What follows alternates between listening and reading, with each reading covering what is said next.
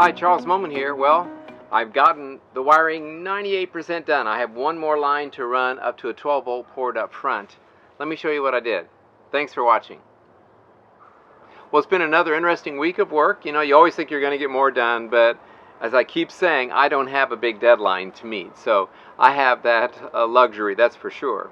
And Susie and I also got working this week thinking about and planning the sofa bed platforms, and she's actually already got this side, her side, just about done already. So I need to get going so she doesn't get ahead of me too far.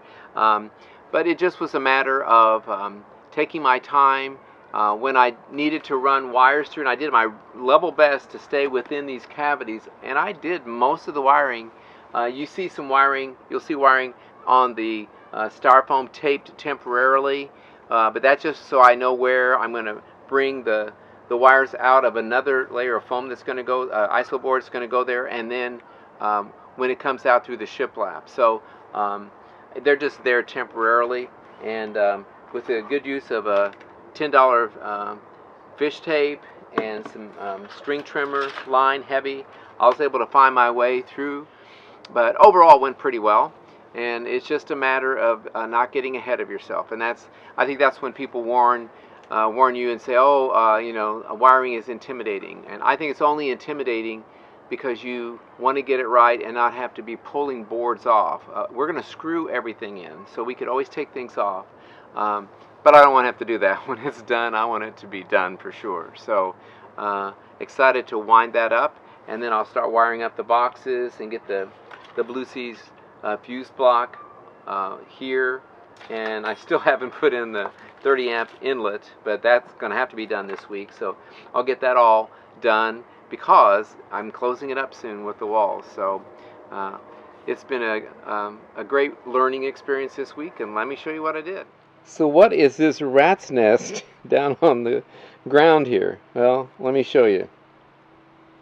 What I've done is I've just simply taped a whole lot of the 14 gauge wire that I'm going to be running my 12 volt stuff. So rather than fight them, I just sat down last night and just taped a bunch of it together. So I just ran it up this column, and there it is. Now I'm going to run it across and then bring it over to the max air fan and just tape it up there, so that when I'm ready to put the foam on, I hope in a couple of hours, then I'll just cut a hole in the foam board and let the wires hang out.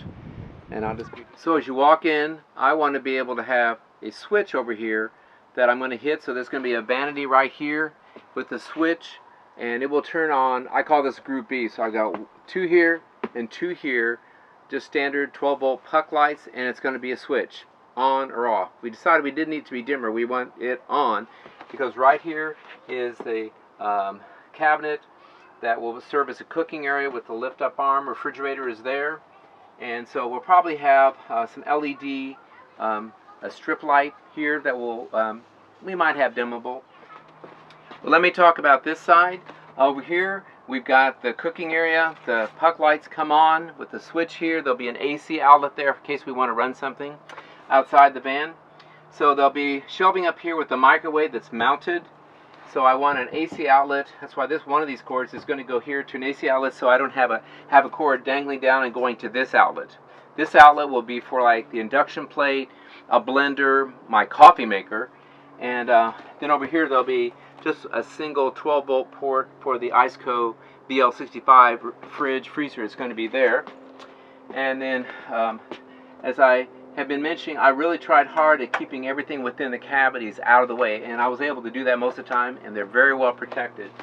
And then over here, a reading light. Susie wanted that, so I thought, well, I'll put one for me too. So we both have a reading light, 12 volt, and may or may not stick a couple USBs here, not for sure. Probably be better right there. Down here, definitely a 12 volt USB little panel. And then the dimmer switch for these 6 lights up here. These group A, I call it. And we both will have probably LED strip lights underneath the open shelving that'll be above our heads. Very shallow, so we won't hit it when we go sit down. And they will be dimmable as well. So nothing super fancy, but I think it's going to work well. Let me show you her side. So it's very similar over here on the passenger side, Susie's side. Again, another 6'2" sofa. She wanted to have a reading light here. And again, this is her bed. And then the porta potty shower. It's going to be one big long bed, but this will have a lid to lift up to get to the porta potty, which really won't be used much. But this is also the shower. There will not be a cabinet right here, so there'll be magnets in the ceiling. We can drop a shower down. And Julka has joined me as a partner. I'm going to be using their accessories to have a 12-volt submersible pump that will drop into a jerry can, and it will run and can plug into a 12-volt port out here. And we can take a quick rinse off in here. And this box will be all waterproofed with Flex Seal. And it's got a shower pan and a hole that will go underneath to a portable gray tank that will just hook underneath there. I don't really want to have a regular gray tank there all the time. So her reading light may be a 12-volt port there. I ran an extra wire that's going to go underneath here in case there's something I can't think of, but I've got a wire ready. And there'll be a 12-volt USB panel here, and probably an AC outlet here. Don't know why, but we'll just have it. And then one down inside the box as well, in case I want to put one of the deltas underneath there.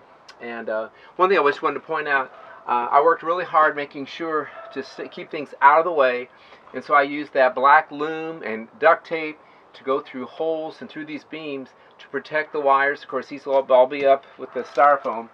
So I really worked it hard to keeping things out of the way as much as possible. So it turned out pretty nice and neat, and hopefully it'll work for years to come. Well, there's my pre-wiring, nothing fancy. If anything, we made it simpler and simpler. We were going to put in so many extra outlets and USB ports, and we finally decided we just didn't need that. I mean, can't we reach 2 more inches? So we kind of simplified things as much as possible. Most of it went pretty well. Using the fish tape and the string trimmer line helped a lot, pulling things through, and just thinking things through and slowing down on purpose so that you don't get ahead of yourself is probably the most important advice I would give to someone that's doing wiring. I haven't gotten detailed.